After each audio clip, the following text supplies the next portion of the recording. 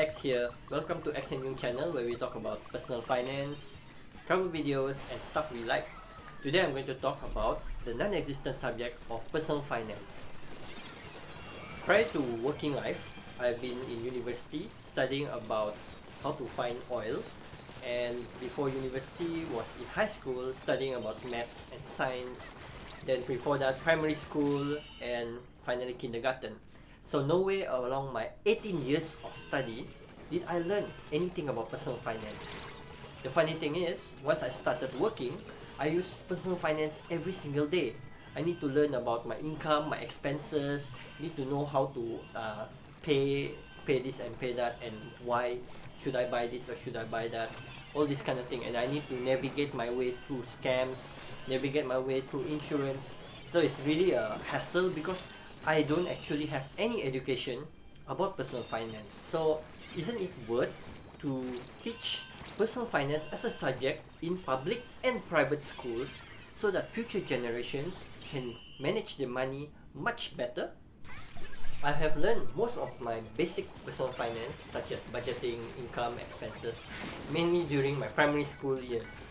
So I remembered back during the early 2000s, my father used to give me 2 ringgit, that's about 50 cents US dollar. So mind you, 2 ringgit can actually buy a lot during the early 2000s. So that time I can buy a packet of noodles, a chicken wing, and a drink with 50 cents in ringgit to spare. At the end of the day, I can keep that 50 cents to buy extra stuff like toys or whatever when I keep that money, or I can use it to splurge on sweets or candy at the end of the day. So this is how I actually learned how to budget during my early years in primary school. So these 3 topics, budgeting, income, and expenses, should actually be taught as a personal finance subject to primary school students so that you can instill these 3 most basic personal finance topics to their daily life, so that when they grow up and grow older to become adults, they can manage their income and expenses much better. Well, if you need to manage your income and expenses right now in a much more easier manner, you can use an app called Money Lover. I'll put a picture right here. Okay, the app called Money Lover. It's a very simple app where you key in your income and expenses. You can download it on the Apple Store and you can use it for free, but then you can only have 2 types of wallets. One wallet and the other one is a bank. So I've been using it for 2 years, and after 2 years then I make the decision to get the paid version because I have more extra wallets that I need. We are not sponsored by Money Lover, okay? I just like to use it, and if you, my viewers, want to use it, feel free to go and use it. It's really helpful in managing your income and expenses. During my teenage years, I was lucky enough to chance upon a book called Rich Dad, Poor Dad by Robert Kiyosaki. This book has taught me many valuable lessons. However, I found that assets and liabilities are the most interesting at the time. All this while, I was brought up thinking that debt is bad because my parents have fought over unpaid credit card balances, unpaid car loans, even unpaid debt to each other. So, naturally, I would think that debt is a devil in disguise. However, after reading Rich Dad Poor Dad, I noticed that there are actually 2 types of debt: bad debt and good debt. Bad debt buys things that depreciates over time and takes more money out of your pocket. Examples are car loans, unpaid credit card balances, or personal loans. Good debt, on the other hand, is an offer from the gods to increase your wealth 10 times faster.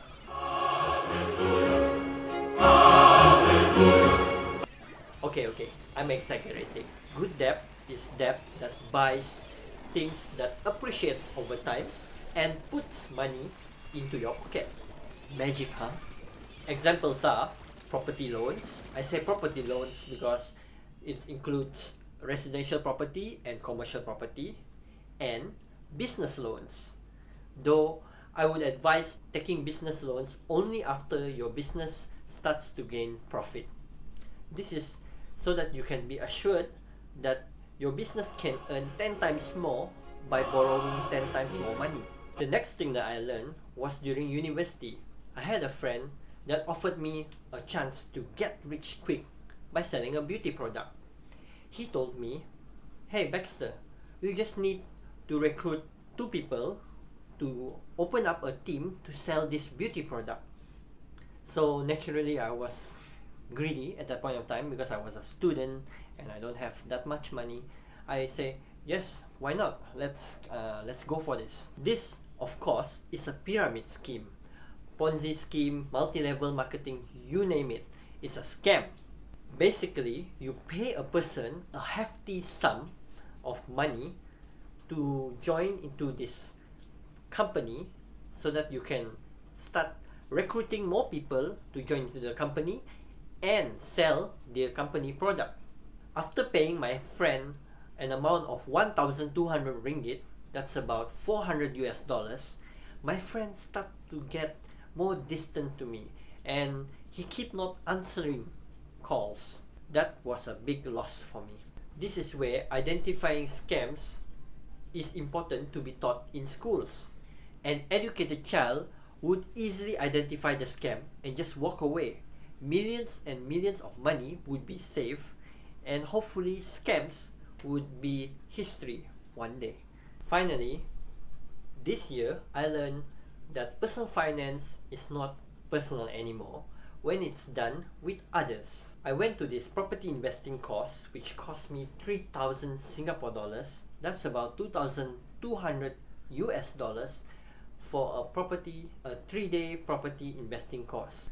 The best part of the course is meeting like-minded people who have the determination to get out of the rat race themselves. What's the best part? What's the best way to get out of the rat race? Is of course to collaborate with each other and to make more friends along the way. I made loads of friends that are very motivating and they love giving no-nonsense advice and are very helpful at times. Increasing your wealth and net worth has never been this much fun. Therefore, it's important for children to start learning about personal finance at such an early age so that they can build their network, and therefore it's important for children to learn personal finance at such an early age so that they can build their network and work together towards financial freedom. We are not alone in the world, you know.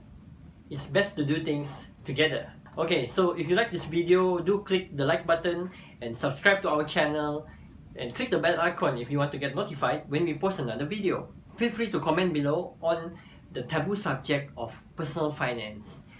Take care guys, and see you guys next week. Bye.